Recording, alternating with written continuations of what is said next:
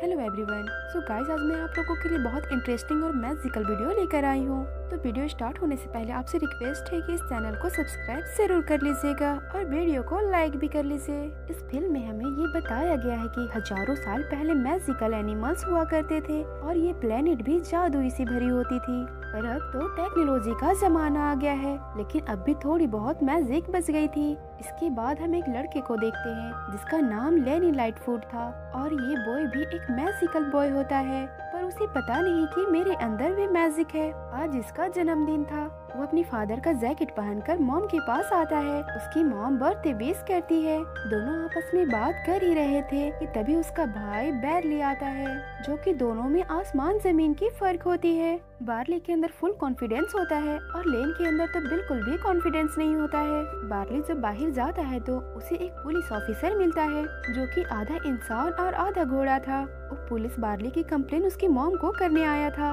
उसकी मॉम भी उसे बहुत ज्यादा डांटती है। यही हमें पता चलता है कि बार्ली को हिस्ट्री में बहुत ज्यादा इंटरेस्ट है। वो लेन को बोलता है कि मेरे कैलकुलेशन के हिसाब से तुम एक मैजिकल इंसान हो, बड़े होकर तुम एक जादूगर बन सकते हो। लेकिन लेन को उसकी बातें बिल्कुल बकवास लगती है, इसीलिए लेन वहाँ से निकल जाता है स्कूल जाने के लिए। वो एक बस स्टॉप पे पहुँचता है। वहाँ एक आदमी मिलता है। वो उसके जैकेट को देखकर कहता है कि क्या तुम वेल्डन के बेटे हो? तो लेन कहता है जी हाँ। अब ये दोनों आपस में बहुत सारी बातें करते हैं। लेन अपनी फादर की इतनी सारी अच्छाइयाँ सुनकर वो कहता है कि मैं भी अपनी डैड की तरह ही बनूंगा। वो स्कूल पहुँच और अपनी क्लास फेलो को बर्थडे पार्टी में इनवाइट करने को सोचता है, पर कॉन्फिडेंस कम होने के कारण कर नहीं पाता और लास्ट में अपने भाई के साथ घर आ जाता है। घर पहुँचने पर उसकी मॉम उसे एक गिफ्ट देती है जो कि उसके डैड की तरफ से थी। उसके डैड उसके जन्म से पहले ही डेथ हो गए थे।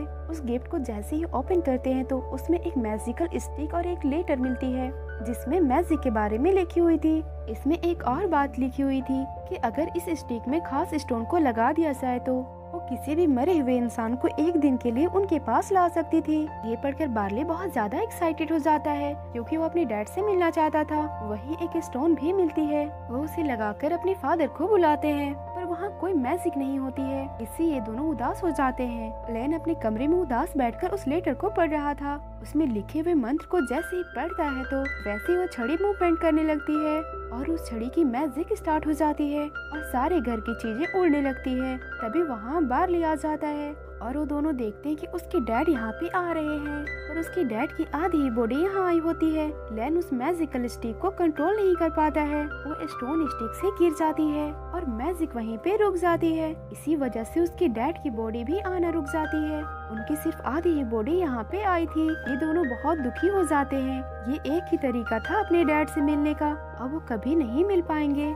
लेकिन बैरली उसे समझाता है कि तुम दुखी मत हो, हमारे डैड पूरे 24 घंटे के लिए यहाँ आए हैं। कल हम एक और स्टोन को ढूंढ लेंगे और तुम दोबारा मैजिक करना जिससे हमारे डैड पूरा आ जाएंगे। और बार्ली कहता है कि मुझे पता है कि ये स्टोन कहाँ पर मिलेगा। वो कहता है कि हमें स्टोन के लिए टॉवरेन जाना होगा। वो दोनों एक लेटर छोड़कर टॉवरेन के लिए निकल जाते हैं। उसकी मॉम जब लेटर को देखती है तो वो बहुत ज्यादा परेशान हो जाती है और वो भी उनके पीछे निकल जाती है। वो वहाँ पहुँचकर एक रेस्टोरेंट में मैंटिकोर से मिलते हैं जो एक मैजिकल क्रिएचर होता है। वो इनकी बातें जानने के बाद एक्साइटेड में अपने ही रेस्टोरेंट को आग लगा देती है। इसी बीच वो मैप भी चल जाती है, लेकिन फिर मैंटिकोर उन्हें दूसरी मैप देती है। वो सब वहाँ से भागने लगते हैं, लेकिन उनके डैड वहीं फंस जाते हैं और उनके ऊपर एक जलती हुई बड़ी सी लकड़ी गिरने वाली थी। लेन जल्दी से उसे मैजिक से रोकता है और वो सब वहाँ से निकल जाते हैं। उनके जाने के बाद उनकी मॉम वहाँ पे आ जाती है। रेस्टोरेंट को जलता हुआ देखकर बहुत ज्यादा परेशान हो जाती है। वो मैंटिकोर से मिलती है तो मैंटिकोर बताती है कि वो दोनों स्टोन को लेने गए हैं, पर अब भी वो मुसीबत में है। मैंने उन्हें स्टोन के बारे में तो बता दिया, मगर कर्ज के बारे में बताना तो भूल ही गई।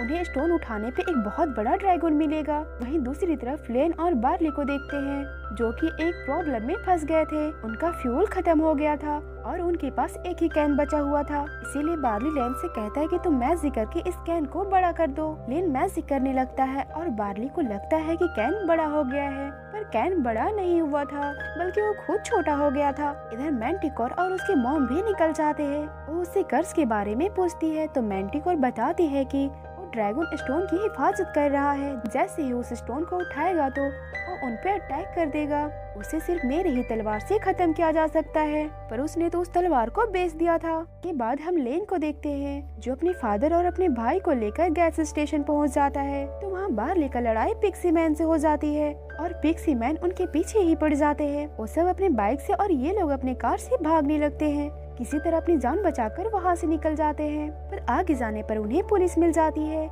ये दोनों उनसे बचने के लिए उस पुलिस का रूप ले लेते हैं जिसे हमने स्टोरी की स्टार्टिंग में देखा था। ये मैजिक झूठ बोलने पे खत्म हो जाती और जैसे ही वो लोग कुछ झूठ बोलना स्टार्ट करते हैं वैसे ही अपने रूप में आने लगते हैं, इसीलिए वो लोग वहाँ से भागते हैं। इधर हम मैंटिकोर और उसकी मॉम को देखते हैं। वो उस तलवार को खरीदने आई थी जो बहुत ज्यादा पैसे मांग रही थी। मैंटिकोर उसे बेहोश कर देती है और अपनी तलवार को लेकर वहाँ से चली जाती है। लेन और बार्ली चलते चलते एक ऐसी जगह पे पहुंच जाते हैं जहाँ पे दूसरी तरफ जाने के लिए बीच में खाई थी और वहाँ की ब्रिज भी दूसरी ओर थी, वो भी स्विच से ऑन ऑफ होती थी। बार्ली कहता है कि तुम मैजिक से एक ब्रिज बनाओ और उस पार जाकर स्विच को ऑन कर दो जिससे कार उस पार चली जाएगी। लेन की कमर में रस्सी को बांध देता है और जाने को बोलता है, पर कॉन्फिडेंस वीक होने की वजह से वो वहीं पे गिर जाता है। बार्ली उसे बचाता है और उसकी कॉन्फिडेंस को बढ़ाता है। लेन दोबारा से मैजिक ब्रिज बनाता है और उस पे चलने लगता है, पर आधे रास्ते जाने पे उसकी रस्सी खुल जाती है। बार्ली कहता है कि तुम पीछे मुड़कर मत देखना।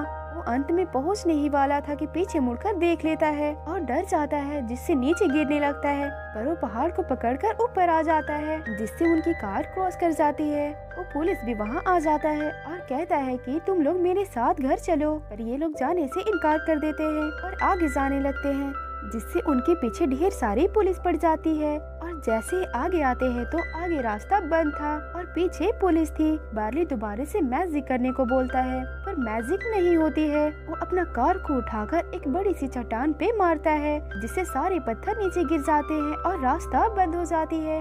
अब आगे जाने पे उन्हें एक मिरर और एक सिंबल मिलता है। ये लोग आगे बढ़ते हैं, एक अजीब सी जगह पे पहुंच जाते हैं। वहीं एक केमिकल ब्लॉक आता है जो सब चीज को अपने अंदर खींच रहा था। अब इनके पीछे भी वो पड़ जाता है। वो लोग वहाँ से दूसरी तरफ देखते हैं कि एक दरवाजा है। ये सब वहाँ पहुँच जाते हैं, पर उस रूम में भी चारों तरफ से पानी भरने लग जाता है। ये लोग बहुत कोशिशों के बाद वहाँ से निकल जाते हैं। जैसे वो दोनों बाहर निकलते हैं तो बहुत ज्यादा हैरान हो जाते हैं क्योंकि ये वही जगह थी जहाँ से स्टार्ट किया था। लेन कहता है कि बचा हुआ वक्त मैं वेस्ट नहीं करना चाहता हूँ, इसीलिए वो स्टिक को बार्ली को देकर अपने डैड के साथ वहाँ से चला जाता है। इधर बार्ली उस सिंबल के जरिए उस स्टोन को ढूंढ लिया था और साथ ही कर्ज भी स्टार्ट हो जाती है, यानी कि वहाँ से बहुत बड़ा सा ड्रैगन निकल कर आता है और उस पे अटैक कर रहा था। इधर लेन को भी ड्रैगन और उसके भाई की आवाज आती है। वो अपने भाई की मदद करने के लिए वहाँ से भागता है। तभी वहाँ मैंटिकोर और उनकी मॉम आ जाती है। कहती है कि तुम लोग अपने डैड से मिलो, इसे तो मैं देख लूंगी। ये दोनों उस स्टोन को छड़ी में लगाकर डैड को वापस से लाने लगते हैं कि मॉम कहती है कि जल्दी करो, मैं इसे ज्यादा देर तक संभाल नहीं पाऊंगी। तो बार्ली लेन से कहता है कि तुम डैड से मिलो, मैं उसे देखता हूँ। लेन नहीं मानता। वो कहता है कि तुम हमेशा मेरी केयर किए हो एक डैड की तरह, पर तुम्हें प्रोटेक्ट करने वाला कोई भी नहीं था, इसलिए तुम डैड से मिलो, मैं मॉम की मदद करने जा रहा हूँ। लेन उस ड्रैगन से बहुत लड़ता है, पर इसी बीच उसकी छड़ी गिर जाती है। फिर वो अपने बॉडी के अंदर की मैजिक को यूज करता है, उससे एक स्टिक बनाता है और फिर उस ड्रैगन को मारकर खत्म कर देता है। वो ड्रैगन पत्थरों से बना हुआ था, इसलिए टूटकर बिखर जाता है, जिसके बीच लेन फंस जाता है। इस चक्कर में वो अपने डैड से भी नहीं मिल पाता। वो देखता है कि उसके डैड और भाई गले मिल रहे हैं। उसके बाद देखते हैं कि बार्ली आकर लेन को निकाल लिया है। लेन पूछता है कि डैड ने क्या कहा, तो बताता है कि हमारे छोटे जादूगर का नाम वेल्डन होगा। नेक्स्ट सीन में देखते हैं सभी अपने मैजिक को यूज करना सीख गए थे। लेन भी अपने क्लास में जादू सिखा रहा था और इसी के साथ हमारी स्टोरी यहीं पे खत्म हो जाती है। तो गाइस, आपको ये स्टोरी कैसी लगी? अगर पसंद आई हो तो इस चैनल को सब्सक्राइब कीजिए और वीडियो को लाइक कीजिए, बेल आइकन को प्रेस कीजिए। Thanks for watching. मिलते हैं नेक्स्ट वीडियो में।